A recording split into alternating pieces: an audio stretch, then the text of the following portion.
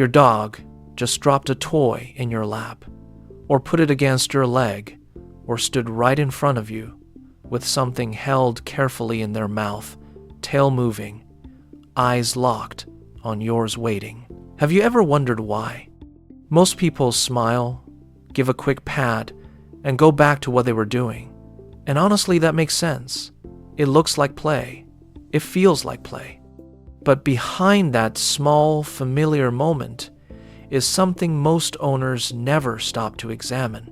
And there's one reason your dog does this. The deepest one. The one underneath everything else that we'll save for last. Because once you understand it, that toy in your lap will never feel ordinary again. 1. The toy is not the point. Think about the last time your dog brought you something. A ball, a rope toy, maybe a sock they definitely shouldn't have had in the first place. Did you reach for it automatically, assuming they wanted to play? That's the obvious read. The toy is right there. Of course they want to play with it. Most owners take it as a simple request. Throw this, pull this, engage with this. But here's what most owners don't realize. Because when your dog brings you an object, they are not initiating a game. They are making a social bid. A deliberate, emotionally loaded reach toward the one person they have chosen to reach toward. The toy is not the point of the interaction. The toy is the vehicle. What they are actually offering, what they have always been offering, is connection. Researchers at the University of Portsmouth in 2017 studied object-directed communication in dogs, specifically during owner reunion. What they found changed the way behavioral scientists understand this behavior entirely. The dogs most likely to bring objects to their owners were not the most playful dogs, they were the most bonded ones. The behavior wasn't driven by play motivation at all. It was driven by a desire to share closeness with a specific person they were attached to. The object was never the invitation. You were. So, the next time your dog drops something at your feet and looks up at you, they are not asking you to throw it, they're asking you to receive it, to acknowledge the gesture, to meet them in the moment they just created. That look on their face isn't anticipation of a game. It's hope that you'll understand what they're actually saying. The toy lands. Their eyes go up. That's the tell. It was never about the toy, and that choice to bring it to you and not to anyone else goes deeper than most owners ever think to look. 2. This behavior has a name, and it goes back further than dogs. Have you ever noticed that your dog almost never brings things to strangers or to someone they've just met? They bring things to the people they've decided belong to them. Does yours do that, walk past everyone else in the room and bring it straight to you? Most owners figure their dog will bring toys to anyone who's game, whoever looks available, whoever might throw it. It's about opportunity, not preference. The dog just wants to play, and you happen to be there. What most people miss entirely is this. Object gifting is not random. It is not about availability or energy or opportunity.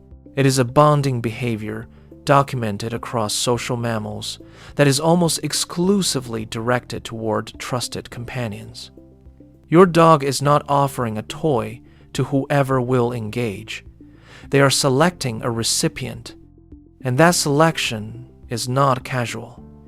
It is one of the clearest expressions of attachment your dog is capable of making. Researchers at the University of California, Davis, studying selective social behaviors in domestic dogs, found that object presenting and object carrying toward humans was strongly associated with attachment security and was directed preferentially toward the primary bonded person rather than toward familiar but non-bonded individuals. Familiarity alone did not predict the behavior. The bond did. Your dog doesn't bring things to people they merely know. They bring things to people they have chosen. There is a list your dog keeps, somewhere deep and instinctual, of who is worth bringing something to. You are on that list. You may be at the very top of it. And every time that toy appears in front of you, they are confirming it. Not by accident, not because you were nearest, because out of every option available to them, they came to you, past the others, straight to you. That walk across the room was a declaration. If any of this is making you see your dog differently, hit that like button and subscribe. It helps us reach more dog owners who actually want to understand what their dog has been trying to tell them. And where that impulse comes from, the one that sends them across the room to you specifically, is older than you might expect. 3. It's an ancient behavior wearing modern clothes. Why does your dog bring you something at all? Not every animal does this. Cats don't. Most birds don't. But your dog, they carry things toward you with a kind of deliberate urgency that almost looks like need. Have you ever wondered where that impulse actually comes from?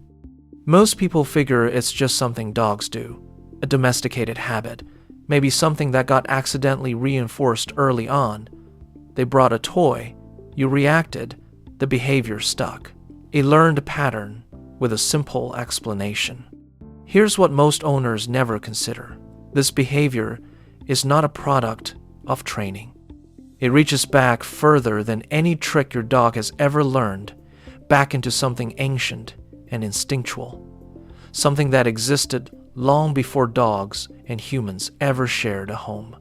In wolf packs and early canine social groups, carrying objects toward trusted companions was a provisioning behavior, a way of reinforcing the bond, a way of saying, "You are my group, and I am contributing to you."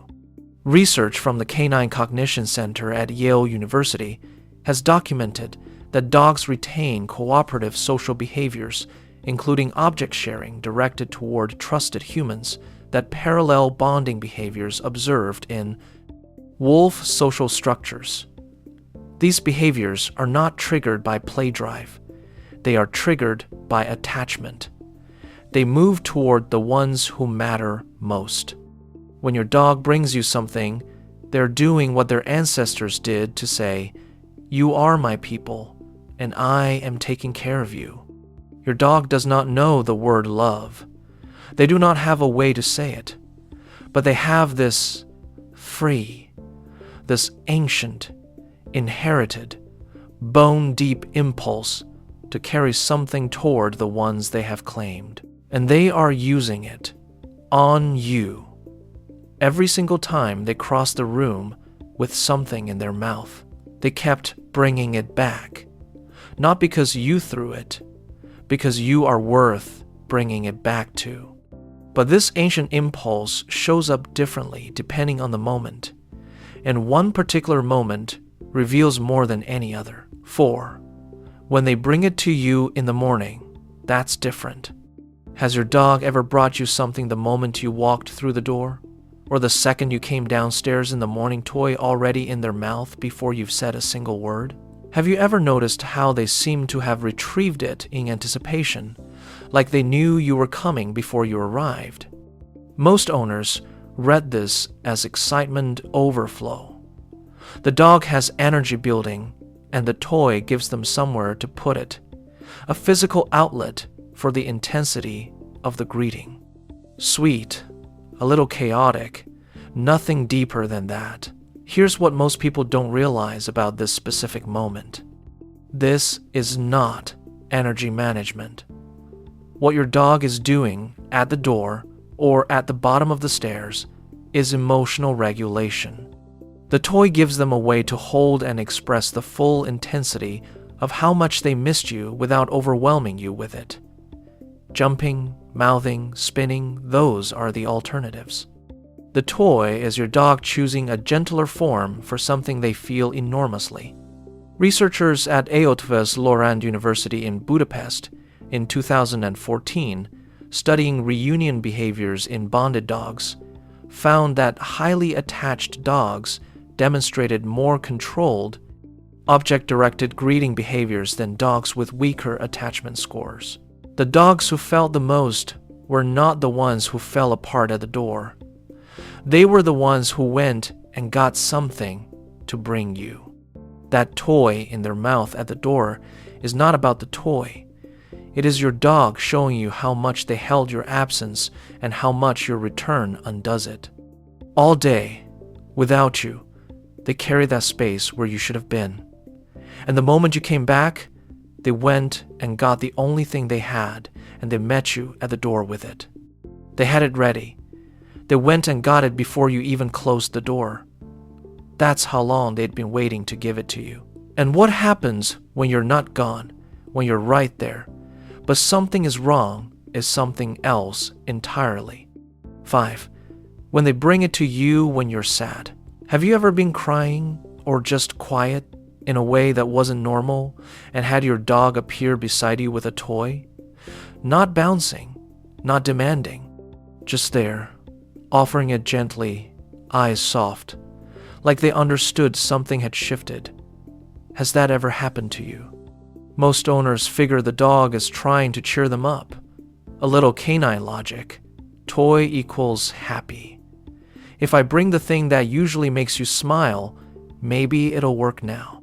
Sweet instinct. Simple reasoning.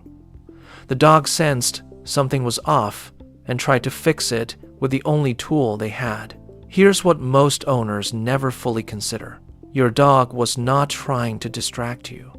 What they were doing was something far more emotionally sophisticated. They read your distress, they felt the weight of it, and they responded not with play, but with provision. The toy brought to a grieving owner is an offering. It is your dog giving you the thing they value most, because they had nothing else to give.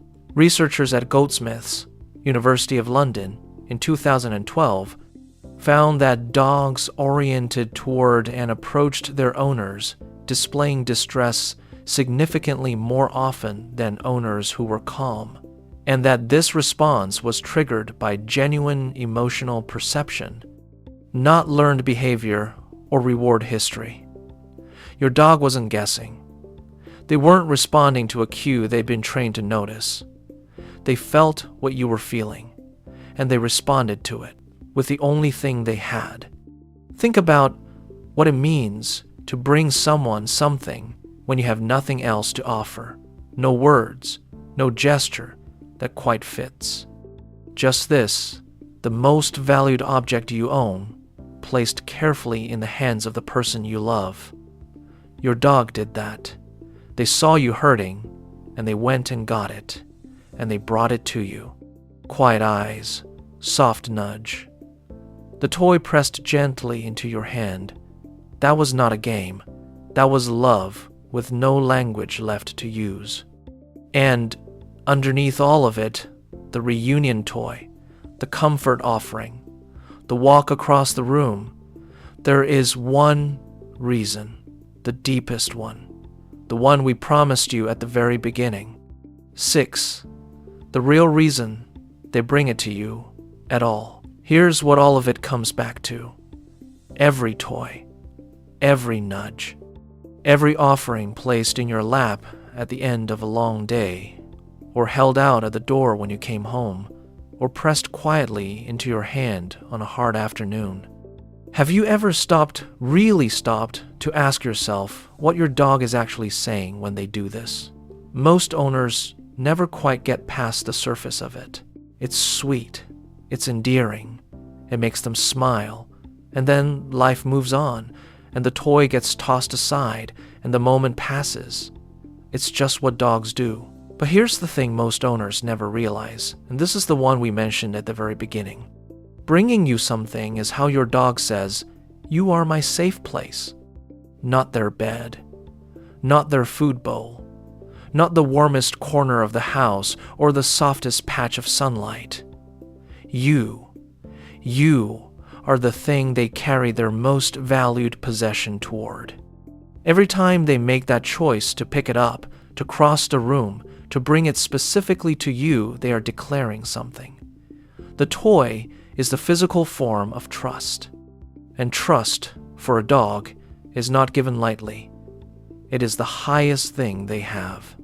Researchers at Eötvös Loránd University in Budapest, in 2020, studying spontaneous social behaviors in bonded dogs, found that, unprompted, voluntary acts directed toward the bonded owner, including object sharing with no reinforcement history, were among the most consistent behavioral markers of secure attachment, not the greeting at the door, not proximity seeking, the quiet, deliberate, unrewarded choice to bring something to the one person they had chosen.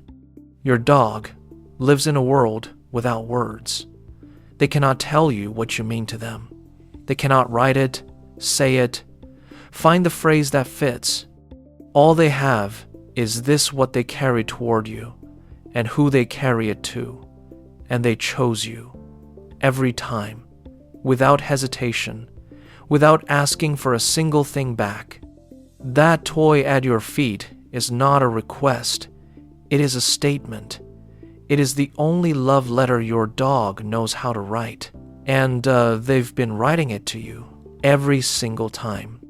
If you have learned something new today, make sure to hit that notification bell so you won't miss the next video. And let me know in the comments what you will do differently from now on, so we can all treat our dogs better.